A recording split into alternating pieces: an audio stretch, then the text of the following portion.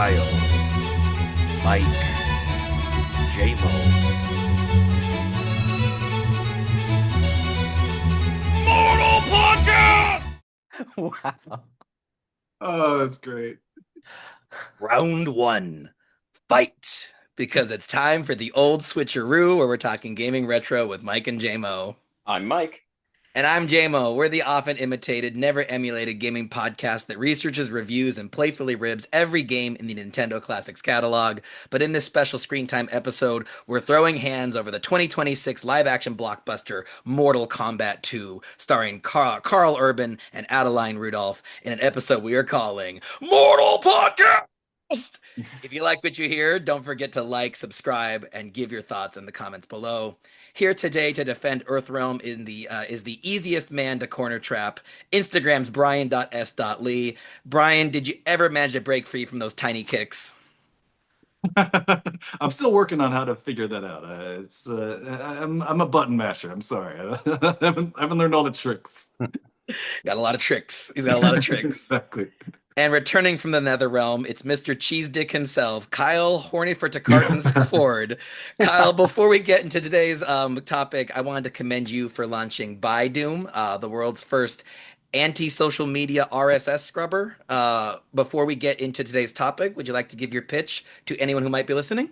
Sure, yeah, just a little service if you want to follow social media sites without having to give them your eyeballs or emails. Just a way to take public social media sites and turn them into RSS feeds automatically if they don't support it. So you can follow them elsewhere, build your own thing, and stop doom scrolling. So it's just ByeDoom, BYEDOOM.com. Check it out. Yeah.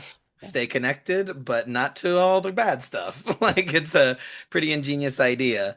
And everyone, if you do want to avoid liking and subscribing, please don't do ByeDoom to us. We really, really need the engagement. That's right. So it might have been a bad idea. We are already an RSS feed. There we go. You know There what? you go. You guys are already ahead of the game. Yeah. love Mike, it. well, let's be clear. Mike's ahead of the game. I mean, I this is know a there's podcast nothing star. toxic about what you guys put out there. I That's think right. people would love to see that kind of content and less of some other stuff on the Challenge accepted. internet. There you go. All right, guys. So with no further time at the start menu, are you guys ready to fight to the death? Yep. To the death? How I about to thought the some of these, clearly you saw the movie, right? Sometimes the fights can just end in defeat and not death. So Okay. Right. I would like if we could all come out of this alive. fine? I can God. request that. Okay. Brian, all right. always the optimist. I like that. I like life, so yeah.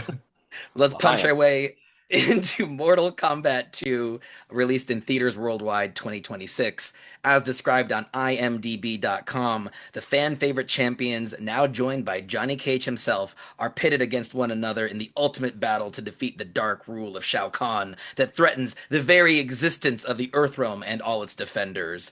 Let's take a quick look at the poster, since it's sometimes people's first impressions.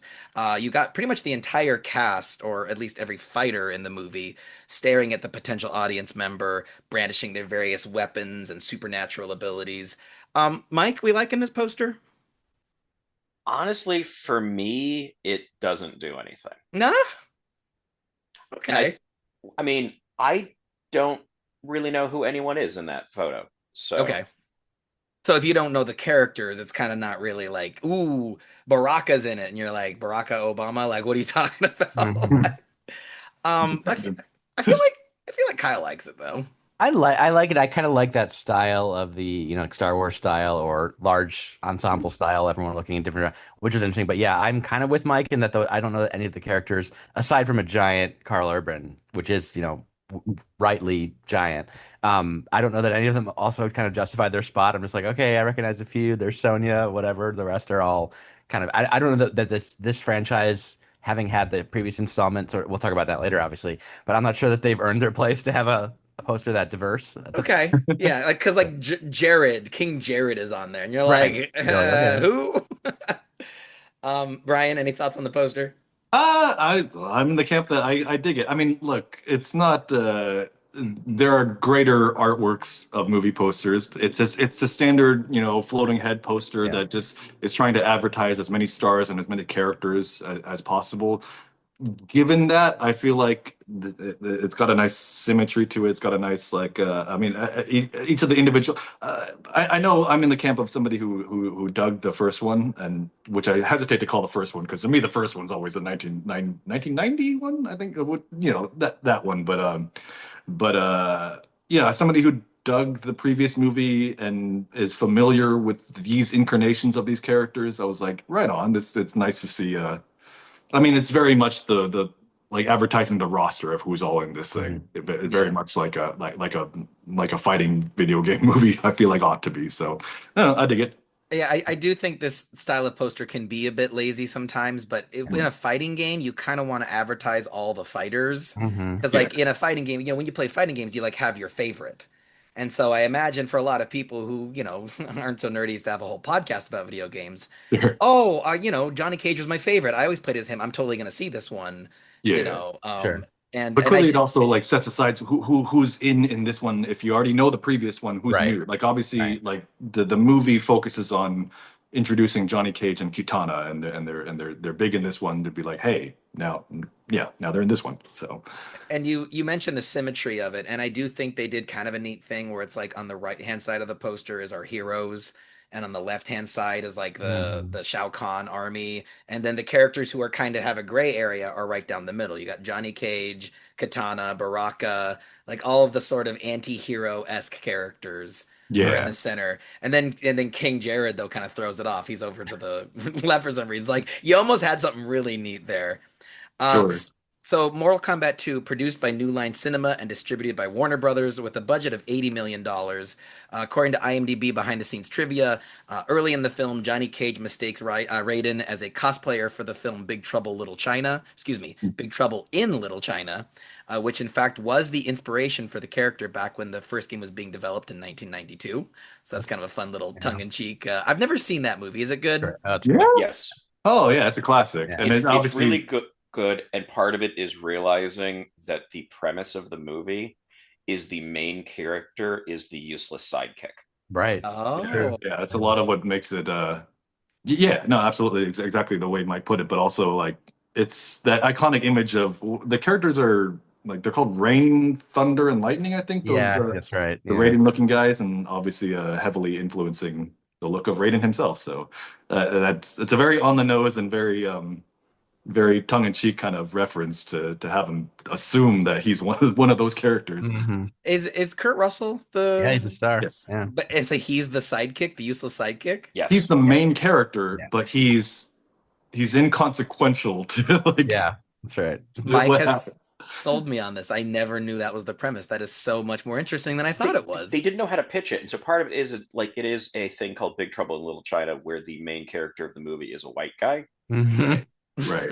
but and this I Yes, think that's it's just like the studio's just like, well, he's the main character. That's got to be like totally the hero of the story. You watch it, like, no, he's not. He's Hmm. not good at this. Yeah. yeah. Yeah. I would relate. I'm intrigued. So he Um, works very much in the protagonist sense of like he's the audience, Yeah. Hmm. but he's not the one who like he's hardly much of a fighter at all, and he's Right. yeah I that's love part of the that. fun. It's very much part of the fun of Jack Burton's character. It's yeah. Yeah, Hell check yeah. it out. I mean, it's a John Carpenter classic. Well, the things about it definitely haven't aged well, but Sure. also a lot of it like remarkably holds up well. So, it's good fun.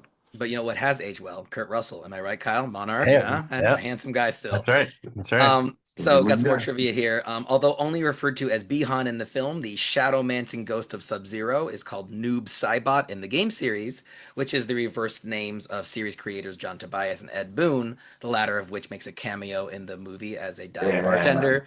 And I he's like still that. called Ed. He Yeah, calls him yeah. like Johnny calls him Ed, like or I don't know. I forget what the line is, but it's just, I love that he's playing himself just as a Yeah. Yeah, bartender. making it very clear. Which I mean, you could argue like maybe this is all some weird drunken fantasy because like Ed Boon is creating it with the alcohol. I don't know. Well, This is all in his head. Yeah, it's all a dream. Um, and then the in-universe Johnny Cage film Uncaged Fury, played on a VHS at a comic book convention in universe in this movie, shows a copyright date of 1996, but features a rendition of Rock You Like a Hurricane that the Scorpions did not record until 2011. hmm. So literally unwatchable. What a mistake. Hope someone got fired for that blunder, right, Mike? Um, They could have added the music for a later version. You can still get movies on VHS now. I suppose, and that is a very like WonderCon kind of thing to do. And how many people are going to notice that kind of thing? Well, I mean, I say that I know Mike and I, we know and love Fanboys, the movie about Oh Star yeah. Wars fans set in 1999. But I remember watching, going like, those are Power of the Force Star Wars figures. That didn't come out for like 3 years. Inaccurate Pez dispensers too. See, you see, and we notice that stuff. Yeah, and honestly, the tip off in this is in the credits. It is credited as that version with the year in it. Oh. Right. Oh, yeah, so they knew. Yeah, yeah. When you see it in the soundtrack, it lists the year that it was recorded. Inaccurate Oh, Pez dispenser, new band name. I love that. So, before we get started, I thought we could play a little mini game minute that we're gonna call Choose Your Fighter. I'm gonna ask you for your history with the Mortal Kombat franchise, both as a film and a game series, and then I'm gonna give you a choice between two characters, and the rest of the combatants are gonna guess which one you're gonna pick. Okay? So Kyle, let's start with you. Mortal Kombat the games, Mortal Kombat the movie. Yeah. What's your experience? I grew up obviously as a decrepit old man. I grew up with both of the games, but was definitely more of a Street Fighter loyalist than a Mortal Kombat. But I was just certainly around for it. I had a Super Nintendo at the time, but I did not have the sweatified version instead of blood. And I didn't have a Genesis till later to see the pure Genesis blood version. But then after that, kind of maybe I played two, but really kind of dropped off after that. And then I saw the original film back in the day, the '90s film. Did not see the sequel. Did see the COVID reboot, but kind of had lost memory of it. But just this past week before seeing this, I rewatched all of them again, including Annihilation, which is unwatchable. It's the sequel to the '90s one. Just horrible. Anyway, that's my history of the franchise. Was there? Oh, am I choosing a fighter? I forgot. What was the Yeah, name? I love that. So we picked up Kyle to go to the movies, and he had just finished Annihilation, like probably like 20 minutes Yeah. before getting in the car, And and then I'm you go into sorry. right. No, but it's funny though because he went from that movie to this Yeah. movie, and it's like Yeah. the pure quality whiplash Oh must have yeah. been It was insane. wild. It was wild. Yeah. All right, so Kyle's gonna choose between the washed-up action star Johnny Cage or the blade-armed Tarkatan war chief Baraka. And Ooh. don't tell us, Kyle, because we're gonna guess which one you're gonna pick first. Okay. I think Kyle is gonna go with Johnny Cage. I think he really vibed with that character. What do you think, Brian? What's Kyle gonna pick? I can't say based off. Well, I'm not. I mean, I guess I gotta go by sort of my own choice of design, and assuming that Kyle might prefer Johnny Cage as well. I mean, Baraka's great. Come on, but I He's mean, great. Johnny's a little bit more of a staple of this franchise. I feel like. And Okay, yeah, I would so I'm gonna agree. go with Johnny. All right, and Mike, I know you haven't hung out with Kyle that many times, but what's the vibe? What are you thinking? Well, Johnny Cage, Baraka? Baraka doesn't wear glasses, so I'll go Johnny Cage. Okay, clean sweep or no points for anyone. Kyle, what's your choice? Clean sweep. It's Johnny. Of course, it's Johnny. Eh, Yeah, he was so good. He was amazing. All right, 1 point for JMO, Brian, and Mike. All right, Brian, history with the games, history with the movies. What is your Mortal Kombat lore? so I never owned any of the Mortal Kombat games, but I did definitely got a lot of play from me, especially just in arcades. I mostly, when I think nostalgically about Mortal Kombat, I think about playing at the COC cafeteria when I would go there for orchestra practice, and they had Mortal Kombat. I mean, it's just actually no. Oh my God, I almost just forgot that. I remember going to some like computer fair right when like Mortal Kombat 3 was about to come out and getting it was on a ridiculous number of floppy disks, the demo of Mortal Kombat 3, which Wow. only had Jax and Shiva. And I remember playing the hell out of that on my PC. But I definitely played like I played the whole series in the arcade a lot, and if anything, I'm much more nostalgic of the films, especially that original film. I know rose tinted glasses and everything, and we're millennials, and they were absolutely kind of for our generation, but like I legit think that movie is just one of the, and I know I'm not alone in this, one of the greatest like video game adaptations. And an early era when like adaptations of that kind, much like the first Mario game, were often made by people who maybe didn't have as much reference for the source material and were constantly trying to change it. Whereas the OG Mortal Kombat really felt like it was made by people who really dig this game and want the characters to look like the characters they know from the relatively new games back then, So we don't talk about Annihilation, Annihilation was so bad, but that OG one I love so much still to still, and I mean I could talk forever about that movie, but also the great Cary Hiroyuki Tagawa, who only just passed away last year, who played Shang Tsung, rest in power. He was great. And then yeah, the one that came out that this one was a sequel to, I dug that one too. So yeah. More hits than misses for you. Yeah, yeah. Yeah. Okay. So, Brian, your characters to choose from. We have this is a tough one. Katana, the warrior princess with the fan blade weapons, Oh yeah. or Shao Kahn, the hammer wielding warlord. I think that Brian really likes Adeline Rudolph, so I am pretty confident he's gonna go Team Katana. Mike, what do you think? I will go Shao Kahn. Okay. I'm Okay. going Katana as well. Mhm. Brian? Well, you guys, 2 out of 3 ain't bad. Absolutely, Yeah. Kitana. I gotta go Yes. with the yeah. Well, especially since like, well, I especially like. I think I told JMO, like that. Although I didn't until in his car yesterday. I had never actually played Mortal Kombat 1, the latest game that was the reboot to the franchise. But because I dig these characters a lot, like even though I didn't buy the game, I was curious at the story that they were developing for these characters.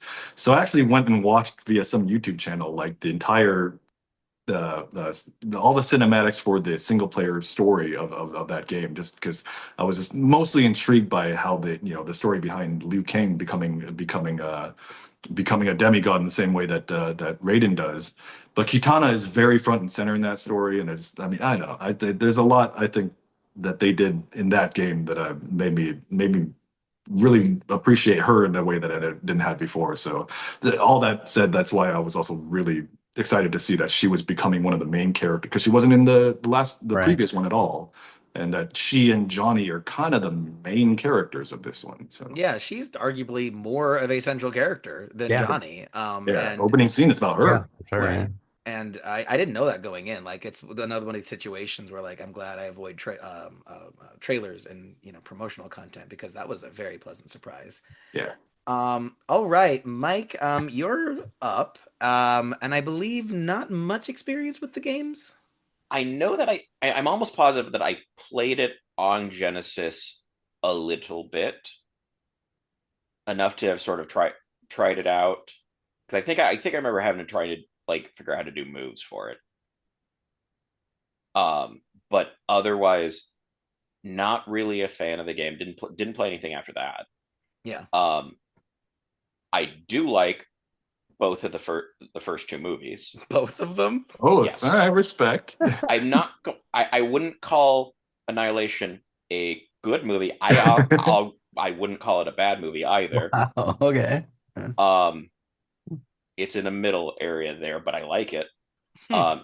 I like things like, hey, they're going around in those giant balls from Yes, that American was wild. Gladiators That was wild. as Yeah. a travel mechanism. Exactly like in the games. Yeah, I have a fond memory of relatively shortly after 9/11, when everyone was still a bit like on edge about the World Trade Center, Hmm. watching Annihilation Oh, on right. TV. And when everything else was like, no, we don't want to show the World Trade Center right now, emotions are raw. No one remembered that Annihilation exists to Right. have a scene With the where trade the centers. the Yeah. World Trade Center gets like Yeah. restored. I don't even remember this. I All right. noticed that yesterday. I was like, whoa, okay. Yeah. Yeah, and I was watching. It was just like, huh, man, they didn't even care about this movie enough to go, maybe we shouldn't. Yeah. It's Um, but yeah, so like I greatly enjoy those. I do think the first one is, I think, one of the most solid Hmm. entries for video game movies. Oh yeah.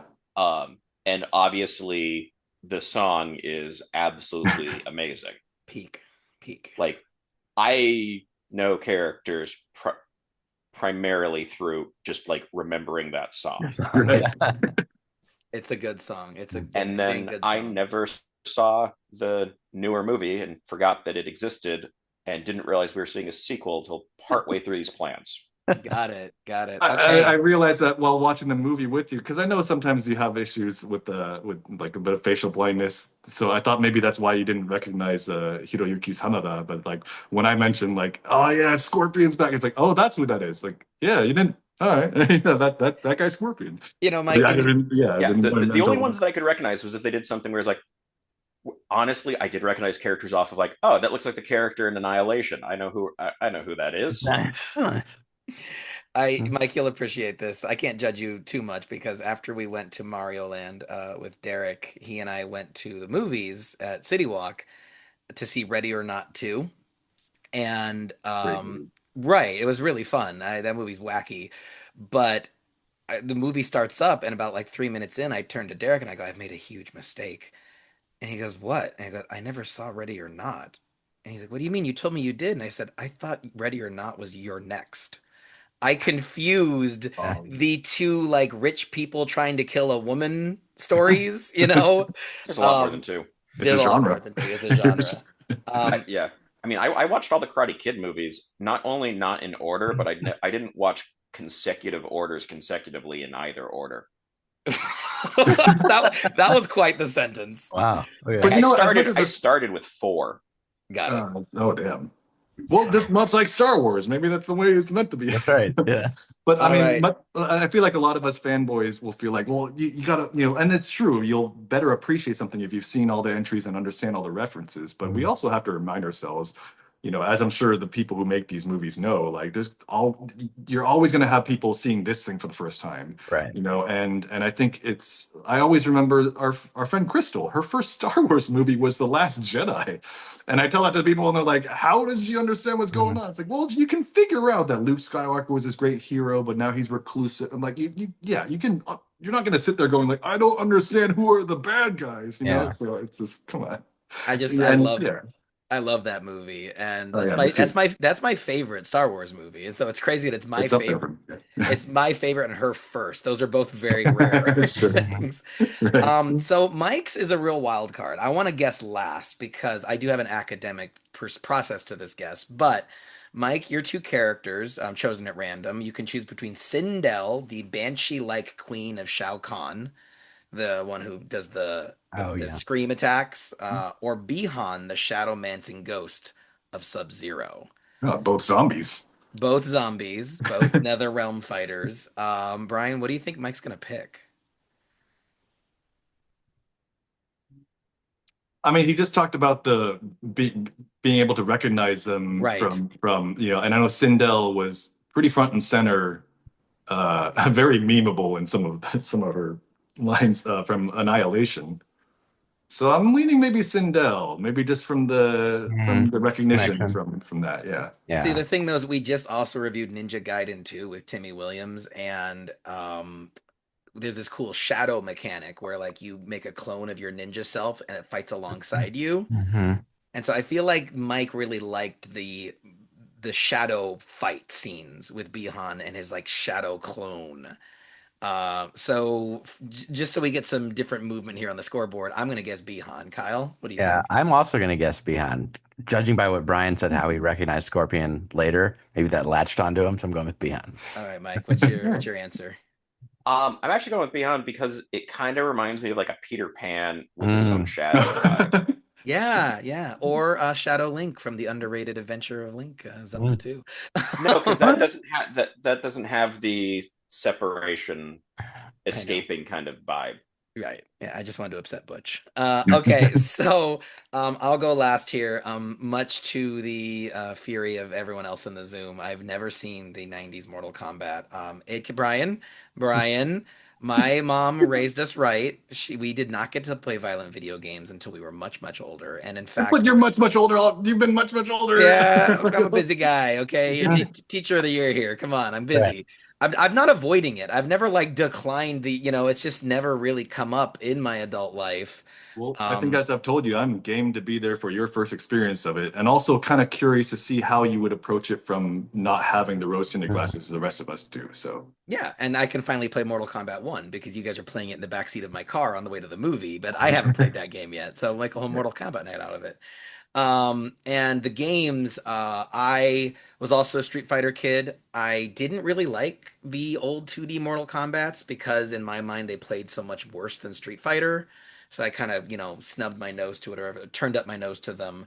I was obsessed with Mortal Kombat 9 on Xbox 360 and PlayStation 3. That is a great game, and that was the first game to have a cinematic story that Mhm. has now become a staple of Mortal Kombat games. It's like you do these cool fights, and then you watch a really dope 3-minute cutscene that will lead, to the next fight. And this movie very much borrows from that. What? Quick aside, because we haven't mentioned it before yet, but Mortal Kombat versus DC. Yes, Yeah, I believe you're also. I mean, I know you and I have also talked about how like the storyline for that game is interesting. The way they so good. actually also incorporated and made it a way to also nerf Superman in a way, because Yeah, it's always been established in the DC universe that Superman is susceptible not just to kryptonite, of course, but magic, yeah, yeah. and everybody in Mortal Kombat is basically magic. So Mhm. yeah, And it's Sorry, I'm just imagining him getting defeated by a guy playing three card Monty. Yeah. it's like- like oh my god, it had to explode.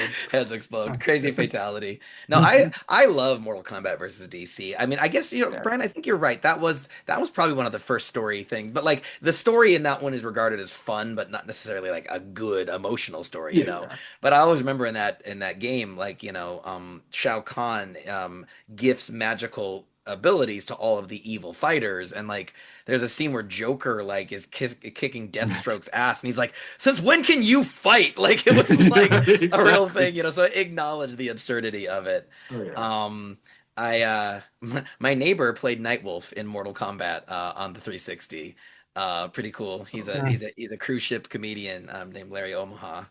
So that's just a fun little tidbit. Huh. And then I played all of Mortal Kombat 11 and the DLC. So I'm more of a modern Mortal Kombat player. And yeah, so my choices are, it's another tough one. Would JMO pick Jade, the bow staff battling bodyguard, or Quan Chi, the nefarious necromancer, or as Kano calls him, Voldemort's scrotum? Right. What am I gonna pick? I guess Mike should go last since we've spent the most time together. I'm gonna make Brian guess first. I don't know anyone who's a big Quan Chi fan, so I feel like I don't know. I mean, because I know he's the big necromancer. I know he's a playable character in a lot of these games, but Big bad. often, at least in the case of this movie, he's just more or less the guy who just sort of brings people, back from the dead. And Jade has more interesting things to do in this. She's one of the sisters, so to speak. I feel like you'd be into Jade. Okay. Yep. Kyle? I concur. I think you're a Jade man. Oh, Jade Man. Okay, Mike? I would also go Jade. Yeah. So honestly, like I thought the actors who played Jade was great. Hmm. And in fact, her interactions with Katana were one of the first moments where I'm like, oh, they're acting well in this movie. Mm. Like this is gonna be okay. Like Mhm. this is gonna be a good time because I enjoyed like the intensity in her emotions, in her eyes, in her face. I really bought her friendship with Katana. Have you guys watched Last of Us? Because I blank Yeah. on the actress's name, but she's so good in Last of Us. So, I have only seen the first 3 episodes of Last of okay. Us. Okay. Well, Last of Us is a weird series for me because even with the games, like I recognize quality, yeah. Mm. but I can only watch and play those if like things are going great because they're Mhm. so emotional that if I'm at all Yeah. vulnerable or had a rough Yeah. day, I just don't need to see Joel go through that. You know what I mean? I get you. And if you said So you saw the first 3 episodes, yes, you saw the best yes, episode, yes, number the three. You know what I'm Oh talking about? Yeah, yeah. exactly. So, 100%. yeah. Well, it is Jade though. And it's mostly Yeah. because in the games I would love using the glowing bow staff. I loved in this movie when she like full spoilers going forward by the way, but like she breaks her bow staff and these Shao Kahn markings fly off and it's like this green uranium rod that she's gonna use to go kick Bihan's ass. But it's like No, Okay. I just funny because I remember Mike leaning over and saying like, "It's the inanimate carbon rod, the green rod that saves Homer and Buzz Aldrin." Don't thank And me, thank the rod. There you go. Nice. Good joke, Mike. See, this is why we had Brian sit next to you. That's what it's all about. Okay, so before we go through the actually I think we just did. I think we're gonna go over the joy pros and joy cons of each story beat as we work our way through the Wikipedia plot summary. It is a tie for Choose Your Fighter. Kyle and JMO each got 3 points. So we're gonna settle this in the octagon, Kyle. We're gonna hang out, play Mortal Kombat 1, we'll record it and post it. Love it. Settle it that way, yeah. So I'm going to read here each little section, and then we'll say what we liked or didn't like about it. Starting with the beginning of the film, the tournament begins, and the first round has Sonya. Nope, I skipped a part. yeah, Yeah, sorry. Let's flash back to the flashback that actually starts this movie. In a the ending flashback, of a tournament. Yeah. Oh, go ahead. yeah, the ending of the previous tournament. In a Yes. flashback, Emperor Shao Kahn kills King Jared in Mortal Kombat, taking over Edenia in the name of the Outworld, as well as Queen Sindel and Katana as his consort and daughter, respectively.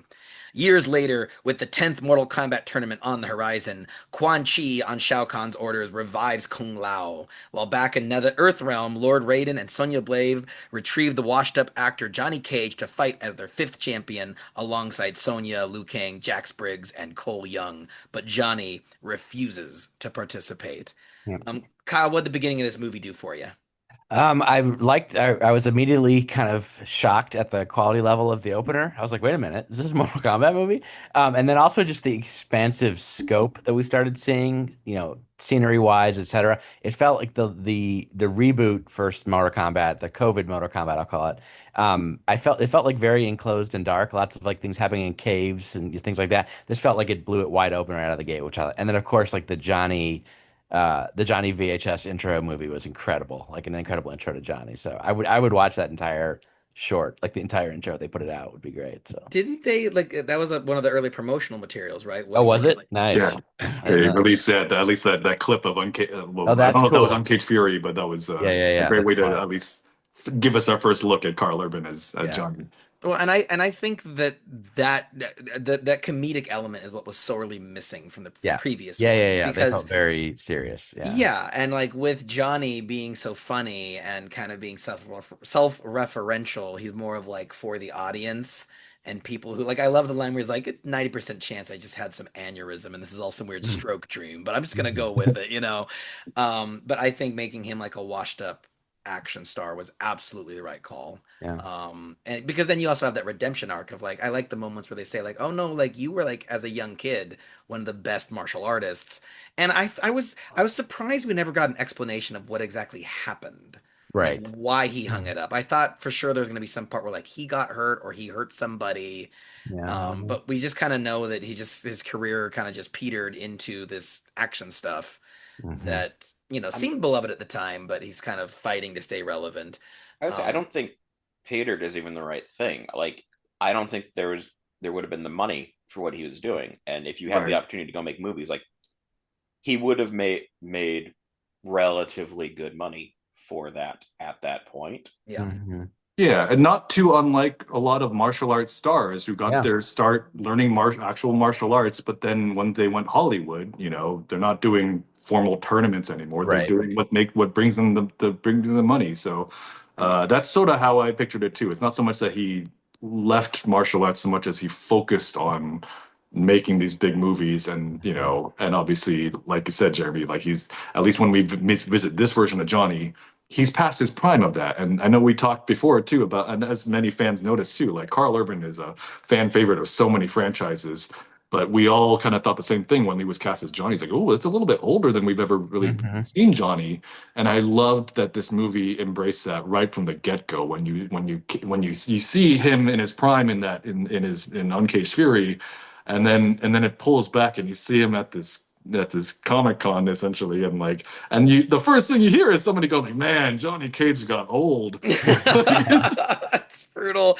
And I love the little touches of like some furry artist has like 20 people taking pictures with them and he Yeah. kind of just looks over, and it all felt really authentic and like kind of got you on his side right at the beginning. And that first fight between Shao Kahn and Katana's dad, I immediately noticed what they were doing with like, okay, the start of each fight, we are seeing them in profile like it's in the video game. Mhm. You hear that gong, wang. They have all these people in robes in the background kneeling like in the video games. But the immersion that I thought was a big gamble, and I think it worked, was the giant win counters floating in the sky. So Mhm. you knew how many matches each side had left because it's very video gamey. It's Oh reminiscent yeah. of like a life bar, but it's also a good plot device. It adds tension, and you go like, "Oh, they're running out of like combatants." And you realize like when the heroes are up against the odds. So it's a good, simple way. It creates tension in the game in the same way that it creates tension in the movie. Mhm. And so I was like, I see what you did there.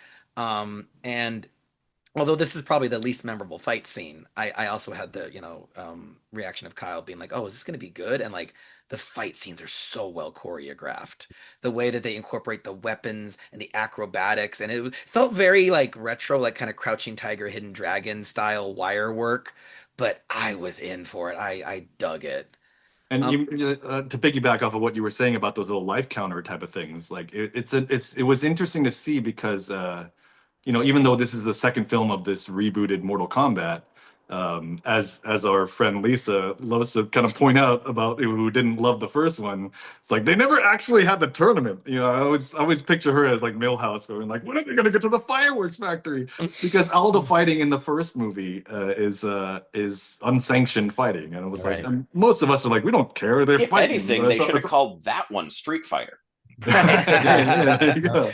well, But then it's this is the first time we ever like, and pretty much from that first scene, which is the flashback to seeing the ending of that Mhm. tournament.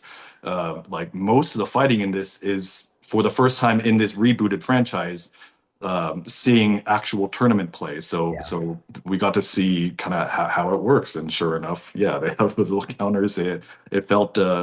Yeah, it felt very true to the game, but also in a way that would make sense for this universe. Mhm. Everyone in Earth Realm and Outer World, well, they would be able to see. It's almost like a scoreboard for them, you know. yeah, So, yeah, for their freedom. Like yeah, it's wild how high the stakes yeah. are. Um, all right, let's go on to the next part here. The Here, go.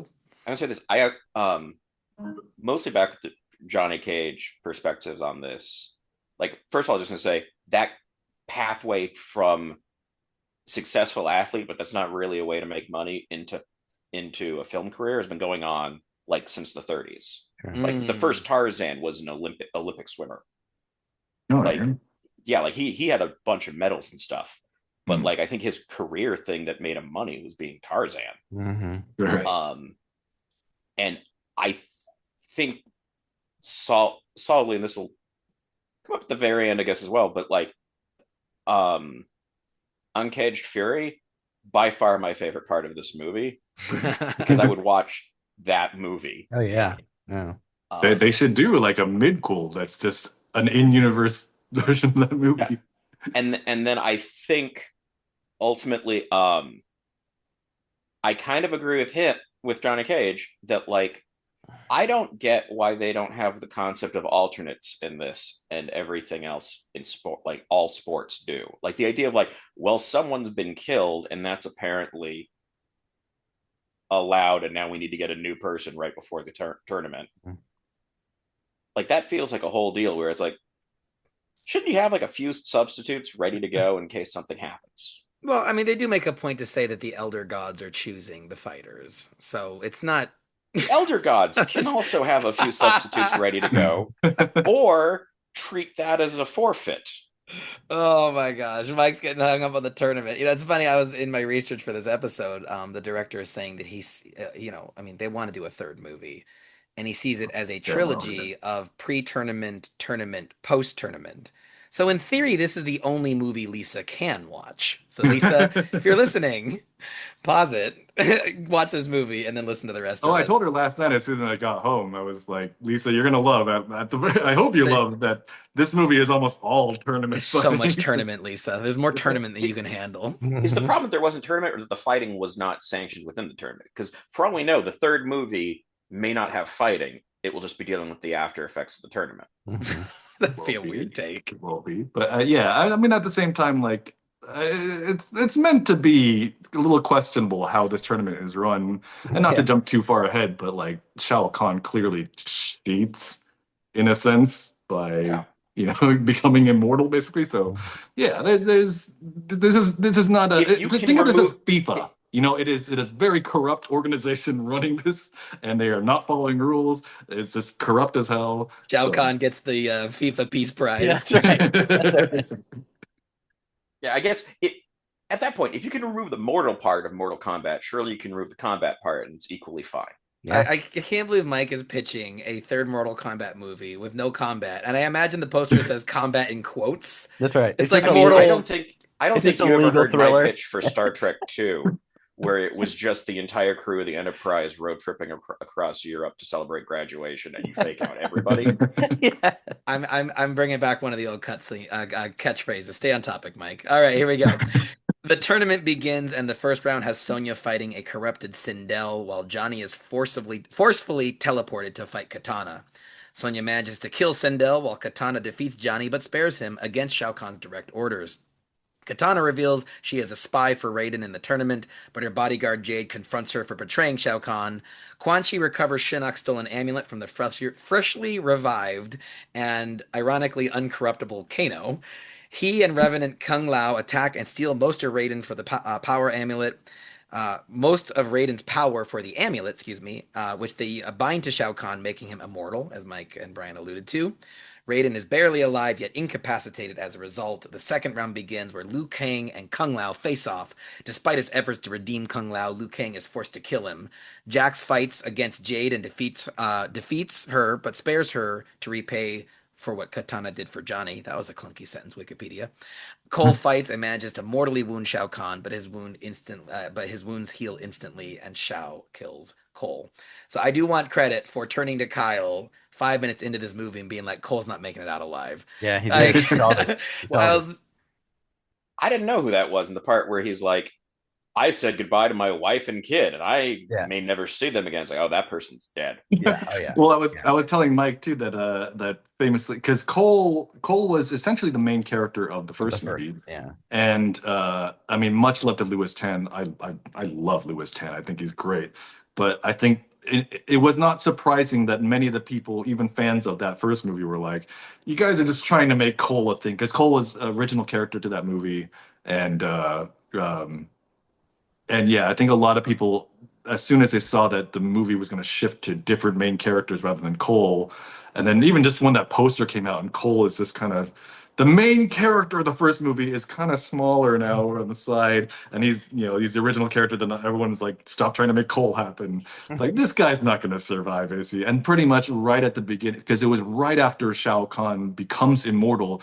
his first fight is with Cole. I think I'm like Cole is not going to survive this. No. not looking good, Cole. I am a Cole apologist. Like, I actually think it's neat that they made an original character for the movie because Yeah. video game movies don't tend to do that, Mm. right? Yeah, especially So fan servicey ones like this. Yeah, I get you. yeah, exactly. And so I just think like his powers are just not cool enough to keep that character around. Like he has like a super sweater, Yeah. like that like That's what I absorbs. feel like is as superficial as this. That's what I feel like people didn't really respond to that much. Is just that his power, the power and design just didn't seem that interesting. He's basically got like, I mean, it's like a super sweater, but it's like, I mean, I like it's a little bit like Black Panther suit essentially, that it absorbs energy and he can redirect it, but it didn't come off as cinematic. Mhm. And Well, I actually really liked his fight scene with Shao Kahn because, it's like Shao Kahn has this hammer, this blunt weapon. Yeah. So he's kind of the perfect thing to fight against that because every time the hammer hits him, he gets that energy and he does like a really cool like mystic Hadouken thing and he like is slicing up Shao Kahn and like, Shao Kahn wins because he's a cheater. Right. He has the amulet at this point, so he just heals. But I like that they Cole put up a fight. It wasn't like the American Godzilla in Final Wars where they make a Right. joke about how easy he is to kill. I was like, okay, you didn't really do him dirty. And one of my favorite fatalities in the movie because Shao Kahn crushes Gallagher's his head with the hammer. And you're like, okay, but I kind of wish you used the acid. And then he drags the headless Yeah. body and Yeah. yeets it into Oh, the acid. And I it's was like, so brutal. okay, we're doing things with this Yeah. movie. And the abruptness of that too. I'll give you this was like, despite the fact that he was a main character in the last one and he fought a lot in the last one, this was Cole's best fight. It was Yeah, the way they use him in it. It's just and I love, especially now. Obviously, Cole was the up and comer in the first one, and the protagonist who didn't feel like fully like this was the one time I feel like we saw Cole fight confidently. yeah. And it was he came off as a badass for his they sent him off I don't want to say beautifully, but like in very thrilling fashion, as brutal as it was to see him go, and as expected as that was too.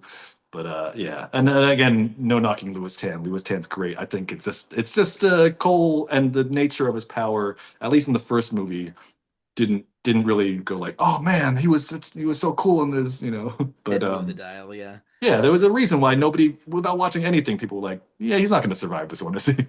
So so Mike, Why you're doesn't he have an entire suit made of his shirt? Yeah. Right? A yeah, helmet.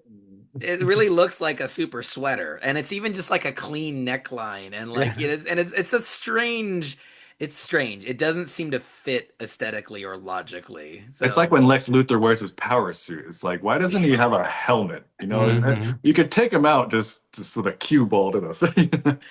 uh so Kyle, having recently watched Annihilation, Sindel is apparently pretty awful in that movie. Yeah.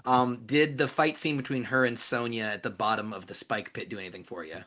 Um, it did a bit. I thought it was an interesting fight scene between the two. I do that. It's interesting. Like Sindel, I think was one of the bright points of Annihilation. I would say. Okay. Like I liked her over the top, ridiculous, sneering performance in that. Very So Troll too. yes, exactly, exactly. So, but yeah, I think I might have preferred her there, but I liked this character as well. I didn't realize, having watched or in Annihilation, that that was the relationship between her and the daughter. I wasn't, maybe it was clear in Annihilation, maybe it was attempted to be made clear, and I totally missed it. But I had no idea that the two of them are related. So, Yeah, I think it is.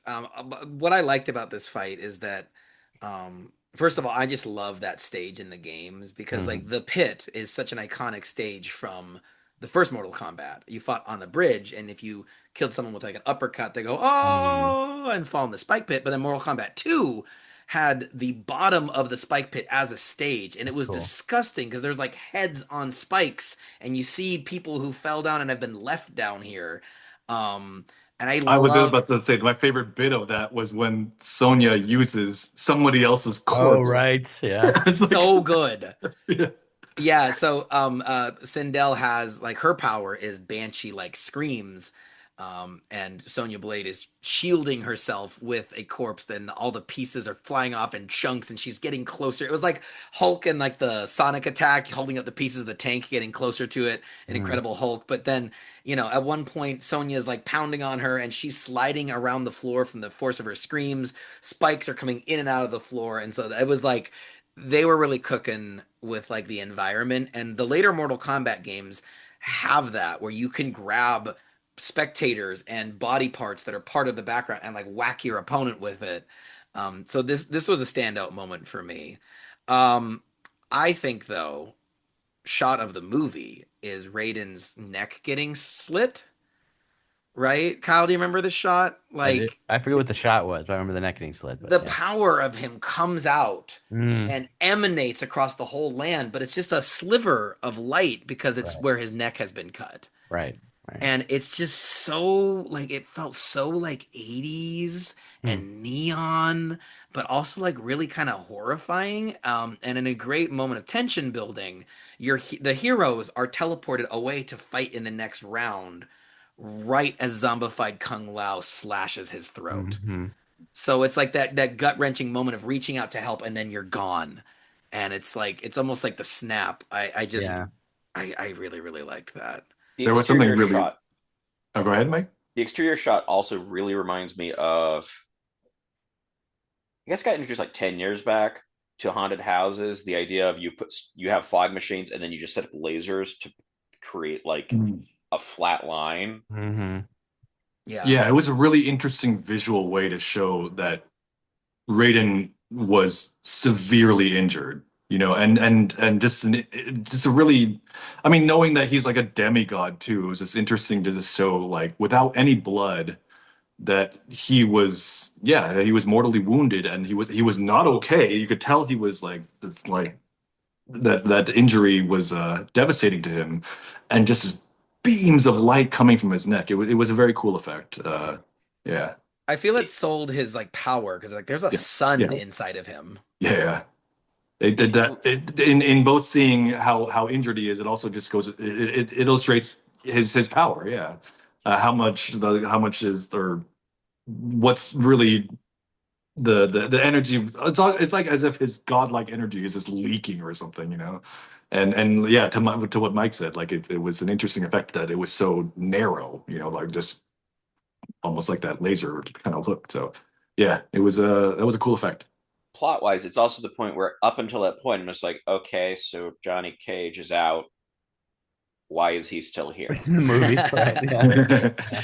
But you know, it's funny. I actually some of my favorite fights were the ones that didn't end in fatalities because it's like both, the hero characters don't want to do the fatalities. And there's a great moment when Katana defeats Johnny Cage and he's staggering like in the Hmm. games, Right. we've all been there where we don't know how to do the fatalities, so the Right. person And just Shao falls Kahn's like, over. finish him, and Yeah, and it's like you didn't finish him. Yeah. But fight of the movie for me, Liu Kang versus Kung Lao, zombified Kung Lao, Mm. with that blade, his bladed hat, like circling them, Right. and it's coming back, and they're fighting, but also having to remember where the hat is because it can't like hit either of them. And it's buzz sawing and it's bouncing off the pillars and it's embedding in the floor.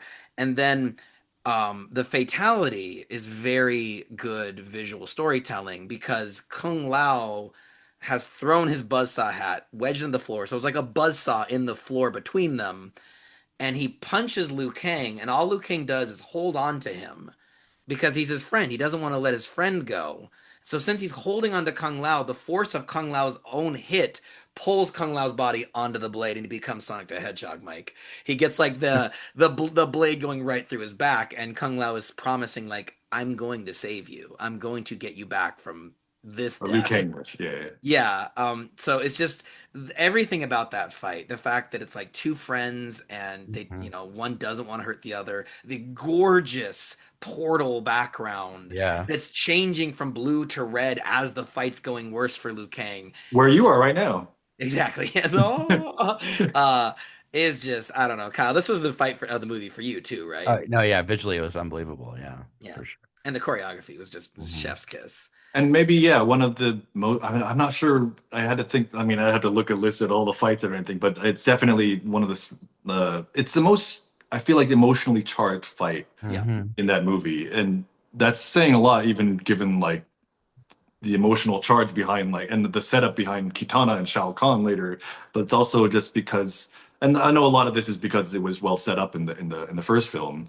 These guys were like they call each other brothers, Yeah. and he still feels that guilt over losing him, and yeah, I mean everything about that cinematic last moment too. I was even obviously Liu Kang knows about the buzzsaw right behind him, but I was even like I was sitting there with Mike going like, oh, dude, look out right behind you. And Oh, and I the fake out too, like when Kung Lao hits him, Liu Kang doesn't grab him immediately.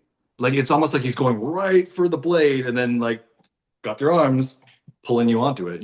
Like, oh, it was yeah, that was a badass fight. That was I feel like the one that you were most emotionally drawn into, which makes for a good fight, you know. Mhm. Because When I you're I was having the opposite thing of right for that setup. I was like, how is he go? I, in not knowing what powers he had, I'm like, does he have the power to just like teleport out or something? Because I was expecting a lunge that would lead to ending up on there. Mhm. Like I was like, he's ending up. It's like he's ending up on his own hat, one way or the other. Mhm. I just wasn't sure how it was going to do it. Chekhov's hat. Yeah. There's a lot of Chekhov items in this. Yeah. All right, so let's get to the next part here. Realizing they cannot defeat Shao Kahn while he has the amulet, Liu Kang, Jack, Sonya, and Johnny travel to the home of the Tarkatans. Johnny fights and defeats their leader Baraka, earning his trust as he guides them to a hidden entrance below Shao Kahn's palace. Katana is captured by Jade, and Shao Kahn has Katana tied up in the public square. The four Earthrealm champions try and get the amulet, but Jax is killed by Shao Kahn, while Liu Kang and Sonya are taken away for the next round of the tournament. Liu Kang kills his former best friend Kung Lao. We already got that. Kano, preferring nature's beauty of Earthrealm over Outworld, betrays Shao Kahn and reveals to Johnny what a revived Bihan, excuse me, reveals to Johnny that a revived Bihan has the amulet and is currently hiding it in the Nether Realm. Raiden, using what little power he has left, sends Kano and Johnny to Netherrealm to destroy the amulet. So, I am so happy that the Mortal Kombat series deals with like the afterlife and zombies and ghosts, and we get these fun ways to bring characters back because Kano was my favorite character in the first Mm. movie. He's such a good Cartman, where Yeah. it's like you're terrible. The stuff you're saying is terrible, Yeah. but I want you on screen as Yeah. much as possible. He is so fun. I love him harassing Quan Chi to give him a new eyeball. I love the fact that he is not zombified and brainwashed by evil power because he has no soul to steal. Right. And he's like, "Ha, fucking loophole." It's Yeah. just like it's so funny, but what his scene for me was when he comes up to Johnny Cage and goes like, "I think I want you guys to win." And he's like, "Yeah, right." He's like, "No, I love everything about Earth. Like threesomes, foursomes, Jack and Coke, just Jack, just Yes, Coke." sir. Like it's so I loved every moment he was on there. And so him becoming an unexpected ally, I thought was so Mhm. fun. And then Baraka being an unexpected ally. That was, I think, the biggest, happiest twist for me because if the scary looking monster guy is just a scary looking monster, then you are predictable, you know. But we were been talking about how excited we were to see a Johnny Cage nut punch. And there it is. He is fighting Baraka. He's flailing around just because Johnny Cage was too annoying for Baraka to let live anymore. And Johnny Cage punches him in the schnuts, and Baraka is thrilled.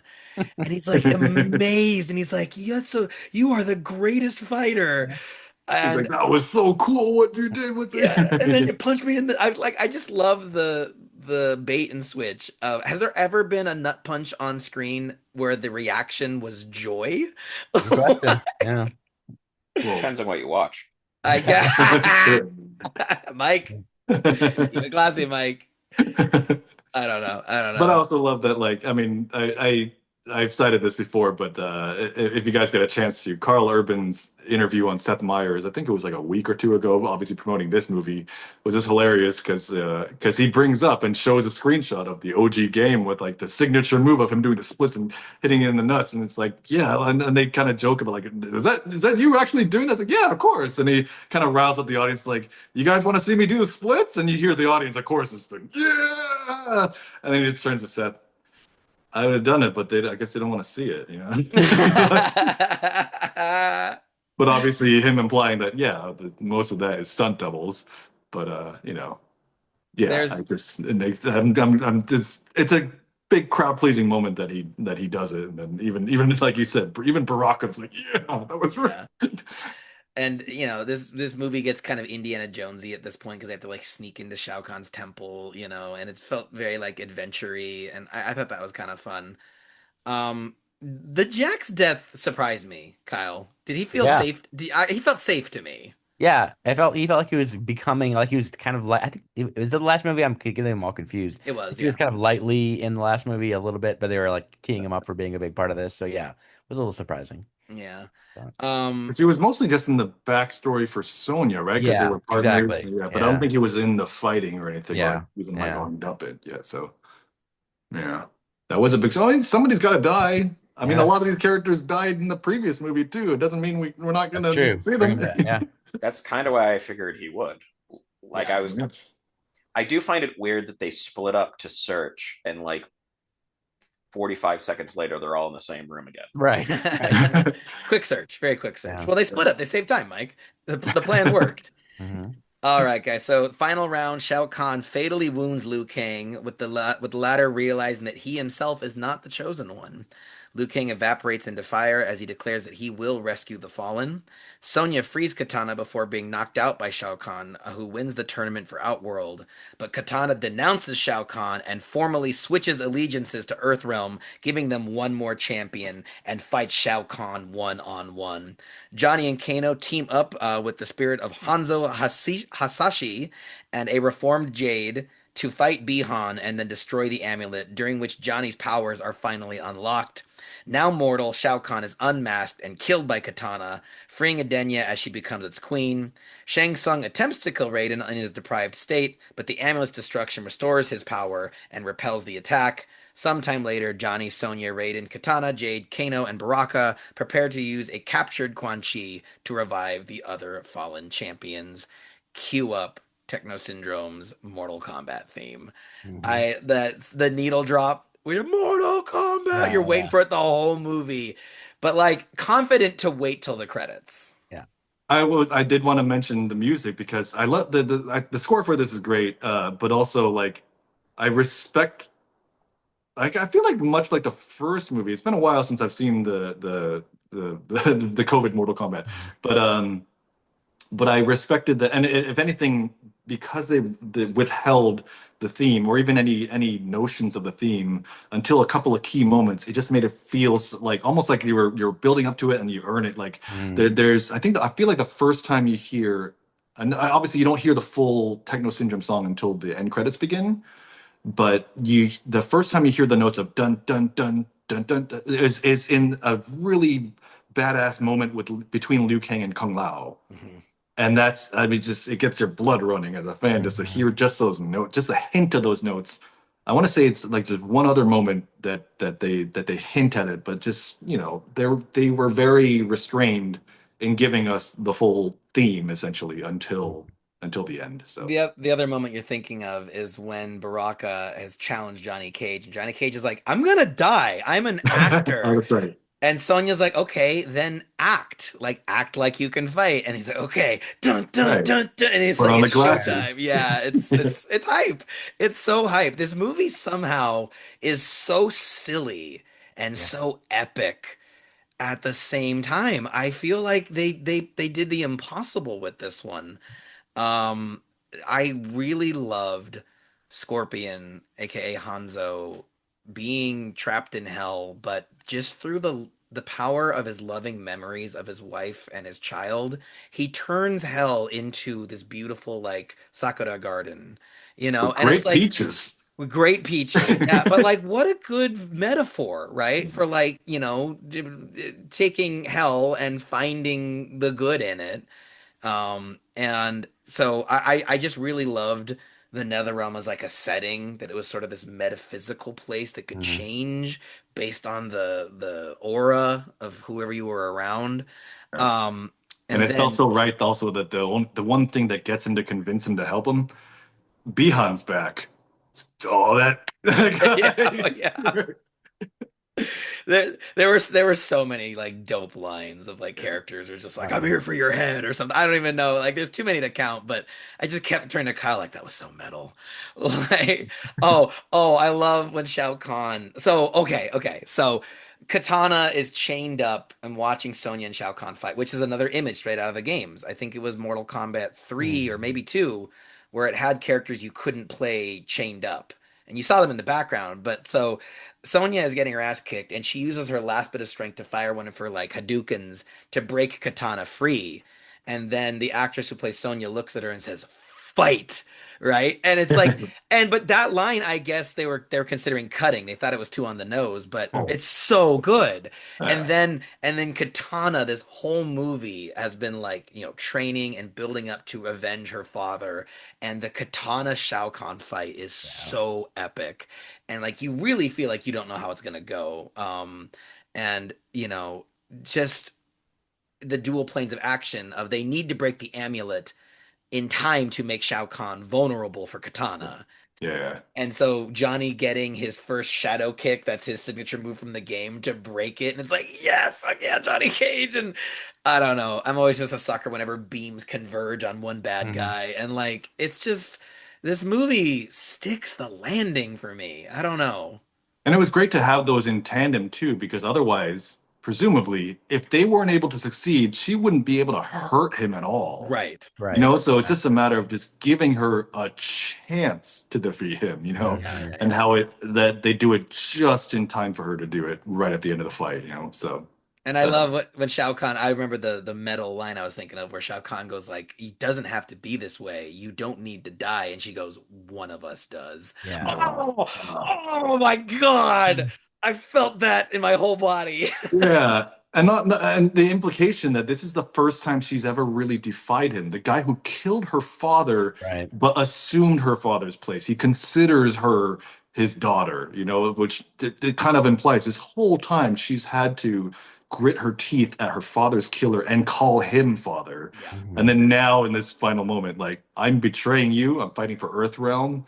Bring it on. Just yeah. Yeah, and the I mean, little you know what? Liu Kang and Kung Lao. Never mind. No, I'm sorry. Katana versus Shao Kahn and then was the most emotionally charged. that's what I was gonna say. I mean, Kung Lao and Liu Kang is, I think, a close second, but the backstory with Kung Lao was the previous movie, so like I Yeah. imagine it didn't hit as much for Mike. But when the Outworld wins and the final good guy light goes out, and you're like, oh crap, like is this gonna have like a Infinity War style bummer ending? I actually It's thought there was a over. I thought there was a world where Shao Kahn wins and the next movie is the next tournament to win back Earth. Because Mortal Kombat 3, like a lot of the demons come to Earth. So I kind of thought there was a decent chance, but then when her light switches from the bad side to the good side, it's so hype. It's so good. Oh, okay. See, now I wish that it had just gone to a game over screen when that happened, and then credits, and just Oh. no round resolution. That would just be amazing. Done. Incredible. Anything else to say about the end of the movie before we go to our verdicts? I think so. The end credits were very cool, and if anything, I mean, I love that they use that visual, like, I don't know how else to describe it other than like the ending of playing solitaire when you see all the cards is kind of repeating and kind of that. And so right away you like when it shows like Carl Urban, it shows his Showtime license plate just like repeated and everything. And I'm assuming it's when they showed the name of the actor who played King Jared that I was kind of horrified. It was all like severed fingered like hands. Like, The fingies, Derek, if you're listening, the I was like, fingies. oh god, that's kind of horrifying. Yeah. I did like too at that part Collateral you're saying with the end credits where they were also just saying the name as if in the video game when the actor's name played with like Johnny Cage to announce it. Yeah. Yeah. Oh, Great touch. I like this movie so much. I am almost tempted to go screen exit because I'm curious what the wide scenes would be.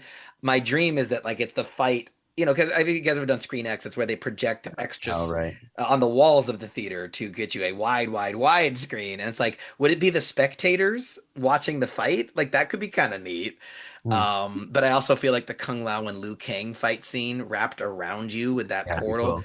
that would be dope. So I might try to convince Jackie because we were laughing like Kyle, Mike, and I. None of us could convince our wives to go, but you know what? They missed out.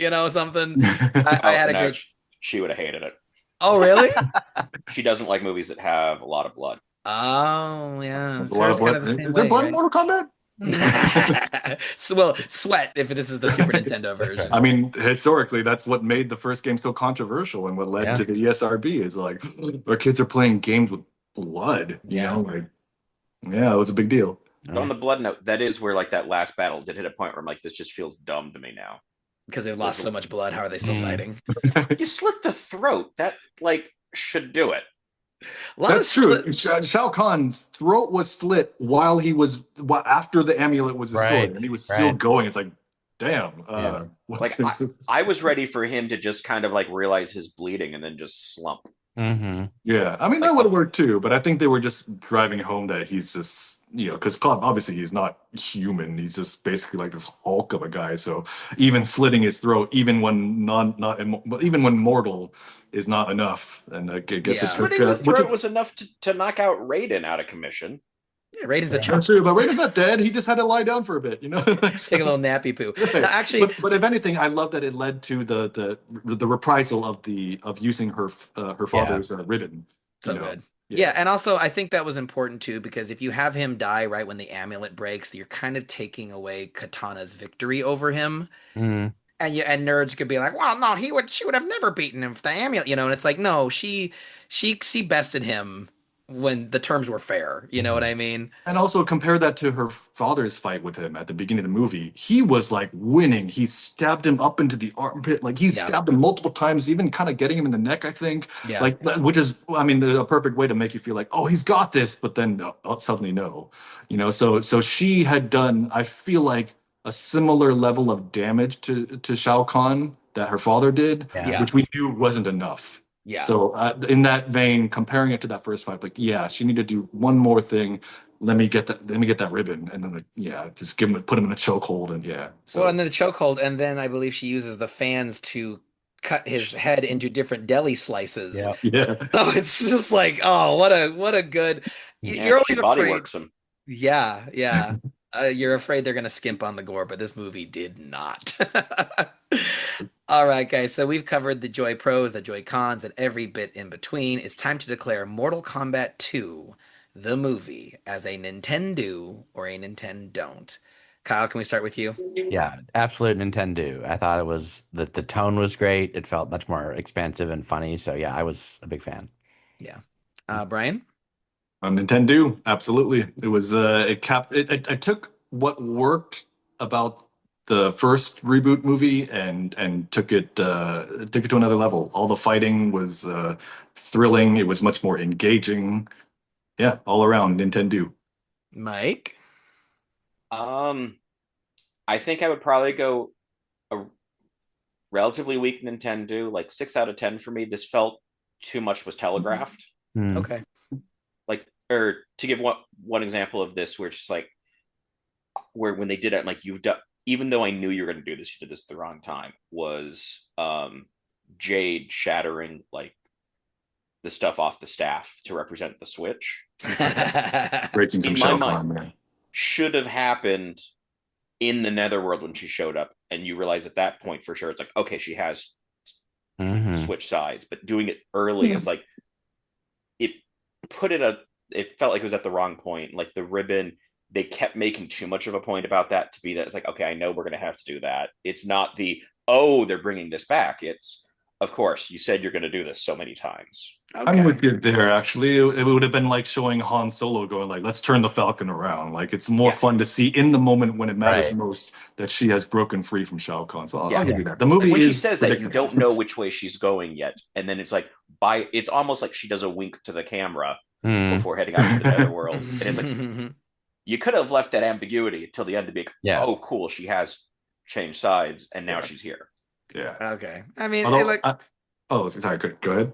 no, I'm gonna wrap it up. Finish what you were gonna say. Well, I was gonna say if there was any fight I was kind of gearing up and thought we were about to see, I thought we were about to see some real showdown between Raiden and Shang Tsung. I Mm. love that moment of the Shang Tsung realizing you're supposed to be dead. Well, or you should be dead, and then it's like, well, you should be running. So You know? metal. And I So was like, metal. yeah. But then ultimately afterwards, I was like, oh, you're not going to show that. Well, but you know what? There already was enough showing two climactic fights happening at the same Right. time that directly relate to each other.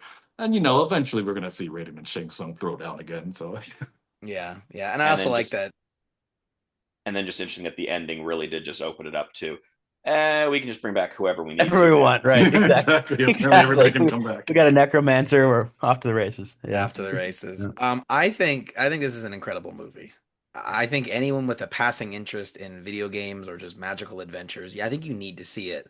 I think it's the best movie we've ever reviewed for this show, and It is my new favorite video game movie. Like Wow. I love the Sonic the Hedgehog movies, but every Sonic the Hedgehog movie has a moment where you're like, well, this is dumb and could have been cut. And although I don't know that every scene was perfect, I never had that moment of like, okay, you're kind of missing the point here. This is kind of overly silly or overly dumb or like kind of slowing things down. I thought this movie like it ripped. I think the movie gave you as many fight scenes as you'd want. I think it gave you as many fatalities as you'd want. I loved all the iconography. I thought it was well acted. The costumes, practical sets, like this is a Nintendo 64. Like this is the peak for me. I am so high on this movie, Yeah. which is funny because before seeing this, Mike and I reviewed games, and I was very, very low on one of them. So, well, I won't spoil that episode though. Well, guys, I think we're gonna call that game over for today. This concludes our final verdict: Mortal Kombat, a resounding Nintendo. Kyle, Brian, thank you so much for cheese dicking each other in my back seat on the way to the movies last night. That sounds weird. Um, but Yeah. before we leave this realm, let's have Brian remind our listeners where they can find his wonderful stuff. So I am on Instagram and TikTok at Bryan.S.Lee. That's Brian with a Y. And I'm on YouTube at Bryan.Lee. No periods, no middle initials. I was able to claim that one. So Awesome. Link will be in the show notes. And Kyle, where can people go to check out ByeDoom, Stream Team, and anything else you want to plug? You can go, probably the best is just go to houseofkyle.com. That's my main blog. So everything will be linked there. All right, we'll definitely put that in the show notes. It all sounds NE excellent. Everyone, join us next time. We'll be running and gunning through Contra Hardcore on the Sega Genesis. Until next time, please remember to like, follow, or subscribe to the Old Switcheroo and rate or review the show wherever you get your podcasts. Also, you can visit www.theoldswitcheroo.com to find all our social media links. We'd love to hear what you thought of this episode or what you're hoping to hear in future episodes. And as always, thanks for listening to the Old Switcheroo. We've been talking gaming retro with Mike and JMO. I've been Mike. And I've been JMO. Game on, everyone. Continue. 9, 8, fade to black. 6. I skipped 7. I skipped 7. What happened to 7? Sorry. what happened while you said fade to Thank black? you. This is fun, you guys. Yeah. Thank you so much. Oh yeah.